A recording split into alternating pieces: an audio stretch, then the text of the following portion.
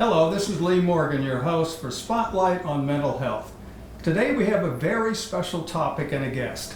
Dr. Morgan and I are looking forward to talking with our guest. She is a board-certified behavioral analyst. She has worked with individuals on the autism spectrum for over 15 years. She has a master's degree from Auburn University in counseling and a graduate certification in applied behavioral analysis from Penn State University. She works as a behavioral analyst, conducting one-on-one ABA therapy to individuals on the autism spectrum, ranging from 2 years old to 20 years old. It is now my pleasure to introduce Patricia Duffy. Welcome to Spotlight on Mental Health. Tricia, so glad that you're joining us. I understand that autism is listed in the Diagnostic Manual of Mental Disorders as a pervasive developmental issue. Could you talk about autism for our people that are watching this, because there's so little knowledge about it, and so it's so good to hear and know anything about autism. Sure. So autism spectrum disorders are a developmental disorder characterized by difficulties in social interaction, verbal and nonverbal communication, as well as repetitive behaviors. The symptoms and severities do vary across the spectrum, as well as the most obvious signs of autism usually show up between the ages of 2 to 3 years of age. So right now, the most current statistic is that an estimated 1 out of 42 boys and 1 out of 189 girls are diagnosed with autism in the United States. Interesting that it's such a difference. Right. And how does this diagnosis affect family, parents, and siblings? Because people are living with a child with this, and so what are some of the things that they are dealing with? Right. So I think what we don't talk about a lot is the family unit. We're focused on the child. And so for the family, there is such an emotional impact. There's embarrassment over the child's behavior in public with these repetitive behaviors or aggression, negative behaviors. The parents are afraid to go out shopping, grocery shopping. There's some isolation socially. They really keep to themselves a lot. They don't want to go out. They don't want to interact with family and friends anymore. There's a lot of frustration as well. We don't know the cause of autism, and so that is definitely hard. The parents don't know what has caused this, and they're not even really sure what to do now that they have this diagnosis. There might be some guilt or despair that comes with it as well, resentment, anger, just a lot of different emotional impacts that the whole family experiences. As a husband and wife, there's also marital impacts. Parents often accept the child's diagnosis at different times. They also have different understandings of the diagnosis. They might disagree with the treatment of the child, where to go forward from here. That's challenging. There's also less time spent together as a couple. It's difficult to get a babysitter when you have a neurotypical child, but when you have a child with autism, it is even more difficult to find a babysitter. So there's less time together as a couple, that will strain a marriage as well. Then there's also the sibling impact. So a lot of times the child has been diagnosed with autism, and all of the focus goes to this child. So there could be some resentment from the siblings. The child with autism might have therapists coming into the homes, lots of appointments they need to attend. The siblings might have to go to appointments. They might see therapists coming in to play with the child, and they don't know why they don't have that same type of therapy. There's that also. So they start to feel less than or not as important as the child with autism. So there is many, many impacts to the family unit as a whole. There's also the financial impact, which we cannot ignore. Many, many times that these therapies are not covered by insurance companies. both parents need to be working. But then you have a child with autism and they need a lot of extra help. So many times one of the parents either reduces their work hours or quits their job entirely. So here you have finances going up and income going down, and that can definitely cause a lot of stress for the whole family. What resources are available for families to support what's going on with them? What kind of resources can they turn to? Mm-hmm. So I think the best thing that you can do is start reaching out into your community. There are a lot of community resources. There are the autism societies of both the state and the local chapters. They tend to be great resources for different coffee groups that might be going on, parent groups. There's Facebook communities, which is great, just to get out there and talk to people. There are blogging communities, and that is an open platform to talk about anything. If you're having a difficult situation with your child, you are much more likely to put it out there on the internet and maybe just see what other parents have to say or how they have handled those same experiences. As well as, I think I said support groups in the community to discuss and share ideas. You can even discuss who's the best pediatrician or who's the best dentist out there for your children, which is great. As well as meetup.com also has a lot of great support groups and groups for parents and children with autism to all come together and relate and talk and play together. Well, it's so good to know, Yes. and I hope that the people watching our program will seek out these kind of resources. What do you feel is important to be around families who also have a child diagnosed with autism? This social isolation is a big problem with families with a child with autism. Like I spoke about before, when your child maybe doesn't know how to act in public or is nonverbal or has some negative behaviors, you are much less likely to take them to a Christmas party or to your holiday work gathering. So there is a lot of isolation. And these parents, these families, they feel it, and they tend to become more and more and more isolated as the time goes on. So my recommendation is to get out there and to meet people who are like you, meet other families that have been dealing with autism, have been going through the experiences and might have some advice to share. There is nothing better than hearing somebody say, yes, me too. That is the best feeling in the world. So to be able to say, having this problem with my child, or they're not being potty trained, and just hearing somebody say, yes, yes, me too, that is the best feeling. So going out there and interacting with other families is so very important. What are the resources available to educate the family on what autism is? So there are some great resources out there that might not be as widely known. There is behavioral training for parents with autism. These can teach strategies for challenging behaviors that you might see in the home, such as tantrums, aggression, self-injury, or refusal to cooperate. As well as there are some great training DVDs out there that are for professionals, but can also be used by parents as well. There are parent workshops and seminars, so looking out to your local universities, your local autism society will know about those types of workshops and seminars. As well as online trainings are great. So there are some webinars that you can view in your own time, in the comfort of your home, and you can get some great strategies there as well. Tricia, could you tell us more about the profession that you're in? Mm-hmm. If you could talk about the remuneration you get from TRICARE, what other kind of people are working with autistic children, just more about your profession. Sure. So I'm a board certified behavior analyst. I am certified by the Behavior Analyst Certification Board. I am what you would probably call a supervisor role, as well as I work one-on-one with children as well. There are also board certified assistant behavior analysts. That requires a bachelor's degree as well as some training in behavior analysis, and there is an exam involved. There are also registered behavior technicians. Those require a high school diploma, as well as training and a competency assessment as well.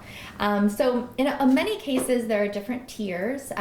Like I said, I do work one-on-one with the children because I love working one-on-one with the children. That is why I got into this field, and that is what keeps me happy. That is where my joy lies. But there are registered behavior technicians who are well-trained, and they do a lot of the one-on-one work with the children in the homes. And supervisors such as myself or a board-certified assistant behavior analyst will come in at least twice a month. They will observe the behavior technician working with the child, make any changes that need to happen, as well as updating their behavior plan or maybe incorporating some new goals as well. Could you tell us what might be on a behavioral plan, what that would look like? So we have treatment plans, and those will talk about the child's history, maybe some other diagnosis that the child might have, as well as how the child does on the assessments that we provide. So many times we provide assessments such as the ABLES assessment, the VB MAP assessment, and those assess where the child is developmentally. What goals should we start working on with the child? And so from there, those plans will also list the goals that we're going to be working on, how we're planning on working on them, what will be the mastery criteria, when will we know that the child has achieved this goal, and when can we move on, as well as some parent involvement as well. So we want the parents to be involved. That is such a crucial aspect to our therapy. And so we have goals for the parents as well. What can they be doing when we leave? Now, we recognize that we are only there for a very short amount of time, but the parents are there forever. So if the parents can be learning what we're doing and incorporating it while we're not there, that's great. That's wonderful. What are some of the greatest issues that you have to face in doing this work one-on-one? What are some of the most difficult situations that you have to cope with? I think for me, the aggression is definitely difficult to deal with. We work as quickly as we can to really minimize that aggression. A lot of the times we find that the child does not have functional communication, and that is where the aggression is coming from. And I can sympathize. If I put myself in that position, if I wanted to communicate and I did not know how, I would be very frustrated too. And I might resort to aggression. And so that is a big part of the aggression, is giving them that functional communication. And a lot of times we see as the functional communication increases, the aggression does decrease. And the child is a lot happier and calm because they are able to get their wants and needs met. So the aggression is definitely one of the more difficult parts to work with. The self-injurious behavior is definitely difficult. I love these children with all my heart when I go to work with them, and it's hard to watch them be so frustrated that they might be engaging in self-injurious behavior. So that's very difficult as well. But overall, I feel very, very lucky to be in this field and have this career. The families and the children are absolutely wonderful to work with, and I get so much joy working with them. Well, certainly is a very difficult thing to have to deal with, certainly for any family member. What kind of tools do you use as part of your work? Mm-hmm. So we, like I mentioned, we do have assessment tools that we will come in and do an initial assessment as well as update those plans. We say 6 months, but I tell you the updating and the assessments are going on all the time. The child makes progress quickly. We are moving as quickly as we can for them to incorporate new goals and have a large repertoire of skills. As well as we do use some therapy tools. We use what they have in the house as well. We do come into the home, which is neat and it's different. And so we can use what the child likes the best. So if the child has some favorite toys, we will use those to our advantage. If there's something going on in the house that's causing difficulty for the parents, we will work on that skill as well. So those are great tools, just being in the house. I also come with my own set of instructional toys, and I can use those with the child. So say they're working on numbers or counting, alphabets. I have many, many different developmental toys that I can bring in and work with the child there. as well as I have a nice bag of tricks of the trade and reinforcers that the child loves. It's the first bag they want to peek into when I walk in the door. And those are the things that they'll work for. So by using discrete trial teaching, positive reinforcement, when they achieve a certain goal, even if it's a tiny one, they'll get to reach into my bag and pick out their favorite toy to play with for a few minutes. So those are all vital components. What is the biggest thing that people don't understand about this issue? What is the biggest thing that people just don't understand? Yeah, I think the best thing I can say is if you have met one child with autism, you have only met one child with autism. They are all so different. I have been doing behavior therapy for almost 15 years now, and no two children have ever been the same. So really, I think that people categorize them as, 5 years ago, my neighbor had autism, so I know what your child is like. And they don't. And so that is the biggest challenge that I see these families also facing, is people not really understanding their child, their specific child, not taking the time to get to know them. So I can say that is one of the biggest challenges, is that people might think they understand, but there is still so much to get to know about each individual child. Tricia, what I'm hearing is that there are many mental health issues connected to autism diagnosis. What do you find is the largest kind of mental health issue that needs to be addressed among your population? That's a good question. I think that I can't speak as a whole, because like I said, each one is so very different, and each family unit is so very different. But what I can say is that the autism diagnosis a lot comes along with it. And to keep that in mind and not to be embarrassed to seek out that help. As a parent, as a marriage, seek out that help. For the siblings, seek out that help. Seek out support groups where the siblings can meet other siblings who might have a child on the autism spectrum, and they can relate to each other. Seek out support groups as a mother, as fathers, as husbands and wives together. Really seek out that support that is here in this community, professional support, social support, because it is very, very important.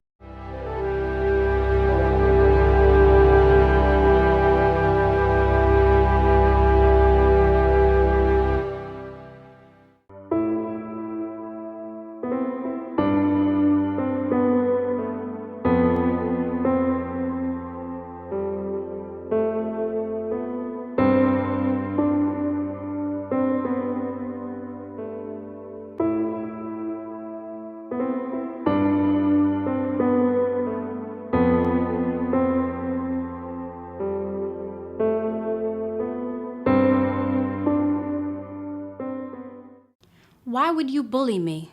Why would you bully me? Why would you bully me? Because it makes you feel cool? Because I'm different? Do I touch a nerve? Does making me feel bad make you feel good? Why? Why? Why? Bullying hurts. Bullying abuses. Bullying kills. Why would you bully me?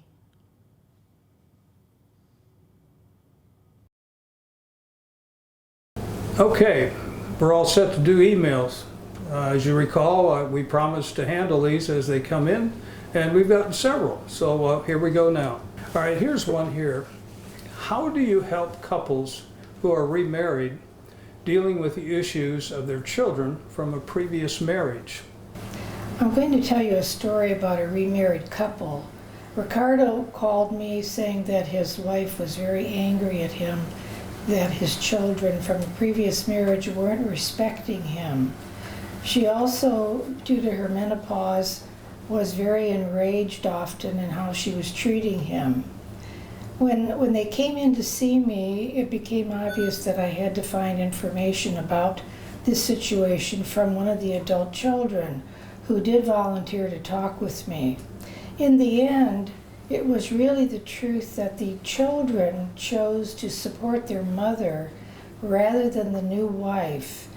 She, of course, personalized it, that it was about her, when really it was about their choice of who they would support of the two of them. And it ended up that also I was able to get her to go on antidepressants, which really helped a great deal in terms of her angry outbursts with her husband. And so at the end, this couple hugged me that the problem was solved. It was really not about her and that her husband was not being respected by his children, but it was really that the children, because the mother had suffered so from the divorce, chose to support their mother instead of the new wife. But she could understand that. All right, here's another email we got now. It says here, I travel a lot, and so I am not here physically. How can I use therapy if that is my reality? Many people in the Washington area travel a great deal as part of their work, so that when I'm dealing with people like that, I encourage them that we can use FaceTime, we can do Skyping, we can use telephone as sessions, and it seems to work out fine. If somebody moves out of state, however, the person that is doing the service needs to have a license in the state where the client is now residing. So that's a rule that's come up recently that has to be attended to. All right, thank you, Dr. Morgan. Here's another one. How do you handle cultural issues as there are so many people from other countries who live here? We do have people from many, many cultures living in the Washington area. I often have to explain that I'm coming from the value system of the Western Hemisphere, which is really one that considers boundaries very, very importantly, that people are separate and that they have boundaries. And this is the biggest problem that most people of other cultures have, because most other cultures don't honor the boundaries of the people that live in the family.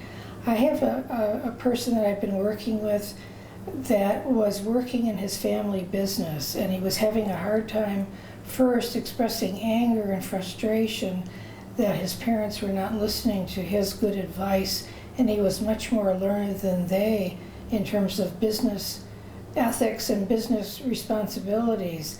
And so that was something that he and I had to work with, that he had boundaries and that he was able to then confront his parents and share his anger, and then no longer was having panic attacks that were making him be less functioning.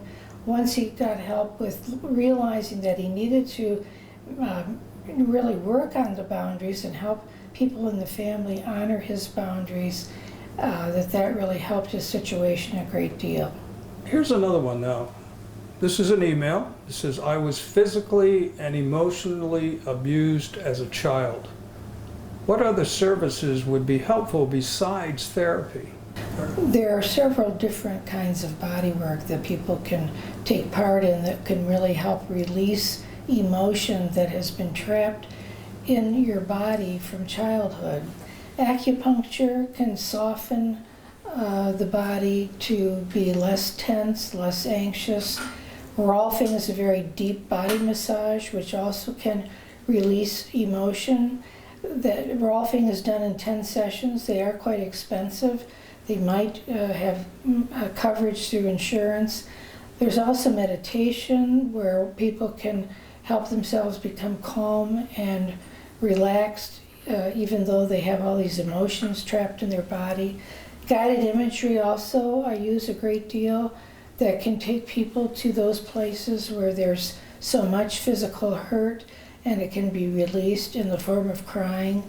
And so I do recommend that everyone that I deal with who has been abused in childhood do take part in any kind of body work that they can afford and that they can do. It's very important. All right, Dr. Morgan, thank you very much. This will be our last email that we received, and it is, how long does therapy usually last? How long does therapy last? There's still the national average, unfortunately, of only 5 sessions per person. The national average hasn't changed despite all of us understanding how important this is. Therapy, when I talk to people, I guarantee that if they come 4 times a month for 3 months, they will start noticing changes within themselves and their relationships with others. If your sessions if what's happening to you is really more a function of the environment and stresses that you can really talk about and they're going on in reality at the present time, then therapy might be several months, maybe a year. However, if you're experiencing anxiety and depression that really does lie dormant from your childhood and then comes up at midlife, therapy can last for many years because you're trying to deal with emotions that were put there in your childhood and they need to be integrated within you, and that takes a lot of time. And so therefore, you can't really say how long does therapy last. It depends on the goal you have, the changes that you're wanting, and that people can really change no matter how old they are. People even in their 80s can change in therapy if they want to. So we're capable of change in terms of mental health throughout our whole life, even though our basic personality is put in place in the first 5 years of life. We can change that with enough effort. That's our show today, and hope our viewers have learned some very important information about autism. We also request you send your emails to the address below. Myself and Dr. Morgan will try and answer your questions on our next show. I would also like to thank our guest, Patricia Duffy, and I think we all have learned some important information about autism. This is Lee Morgan and Dr. Patricia Morgan. Thank you for tuning in to Spotlight on Mental Health. Goodbye, and thank you for watching.